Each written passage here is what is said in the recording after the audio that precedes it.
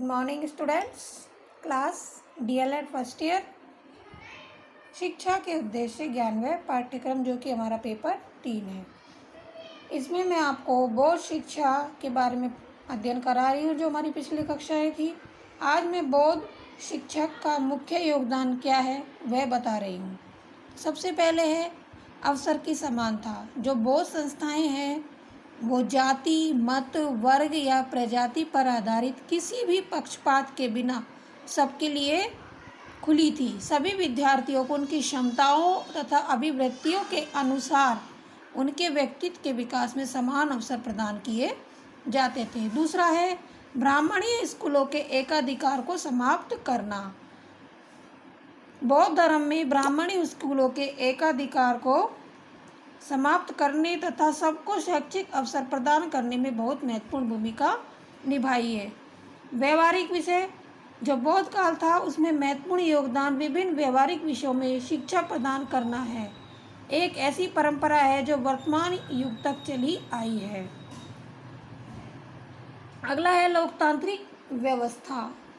बौद्ध संस्थाएं प्रकृति में लोकतांत्रिक थी और शिक्षक का जो व्यवहार था वह भी लोकतांत्रिक था।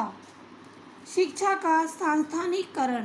बौद्ध काल में शिक्षा संस्थानीकृत की गई। शिक्षा स्कूलों तथा विश्वविद्यालयों में प्रदान की जाती थी।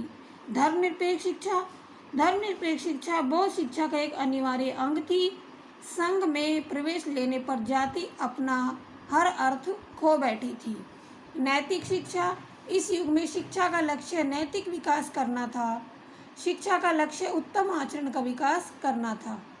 सामान्य शिक्षा का प्रावधान कि इस काल के दौरान सामान्य शिक्षा के लिए शिक्षा संस्थाएं स्थापित की गई। उन्होंने प्राथमिक एवं उच्च शिक्षा प्रदान करने के प्रबंध किए।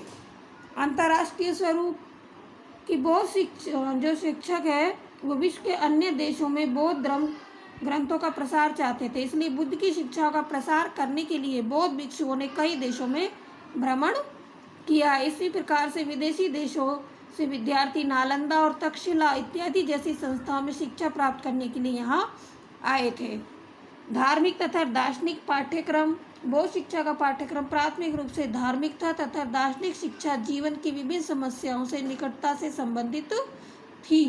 शिक्षा का माध्यम जो भाषा थी वो पाली भाषा थी और कई शैक्षिक संस्थाओं तथा विश्वविद्यालयों का प्रसार था कि विहार और भिक्षुओं के आवास शैक्षिक संस्थाओं का कार्य करते थे।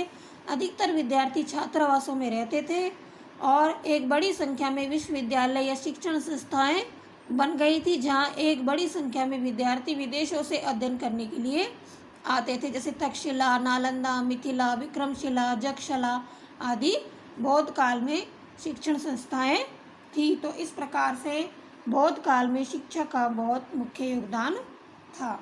धन्यवाद।